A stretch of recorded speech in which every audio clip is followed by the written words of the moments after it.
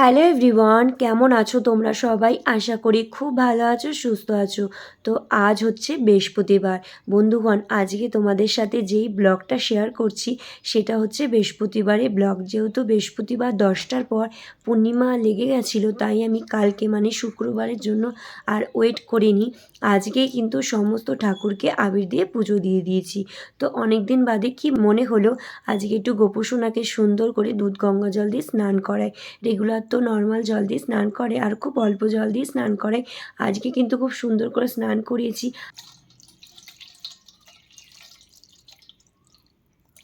বন্ধুগণ, গোপু সোনার মুখটা কিন্তু তোমরা একবার দেখো, মনে হচ্ছে না ও হাসছে? আমার তো খুব মনে হচ্ছে যে ও হাসছে। যাই হোক, তোমাদের কি মনে হচ্ছে, মানে তোমরা কি দেখতে পাচ্ছ সেটা তোমরা কমেন্ট করে জানিও। এদিকে কিন্তু আমি ভোলানাথকেও কিন্তু দুধ গঙ্গা জল দিয়ে স্নান করিয়ে দিয়েছি। আর এদিকে ফার্স্টেই গোপু সোনার পায়ে কিন্তু আমি আবির লাগিয়ে দিয়েছি। আর যেই দোলনাটা বসে আছে সেই জন্মাষ্টমীর সময় মানে ব্যবহার করেছিল, তারপর কিন্তু দোলনাটা তোলাই ছিল। অনেকদিন বাদে আজকে কিন্তু নামালাম।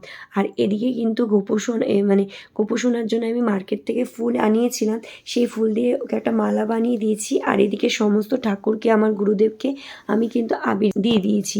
এদিকে মা লক্ষ্মীকেও দিয়ে দিয়েছি। চলো, যেই মালাটা আমি বানিয়েছি হাতে করে, সেই মালাটা আগে গোপোষণাকে পরিয়ে দিই। দেখতেই পাচ্ছ, মালাটা কিন্তু গোপোষণাকে পরিয়ে দিয়েছি। আর এদিকে কিন্তু ও দোলনায় মানে দোল খাচ্ছে। তো গোপোষণাকে কেমন লাগছে সেটা তোমরা কমেন্ট করে জানিও। আর আমাদের পরিবারের তরফ থেকে সবাইকে শুভ দোলযাত্রা। সবার আজকের দিনটা ভালো কাটুক। চলো, রাধে রাধে।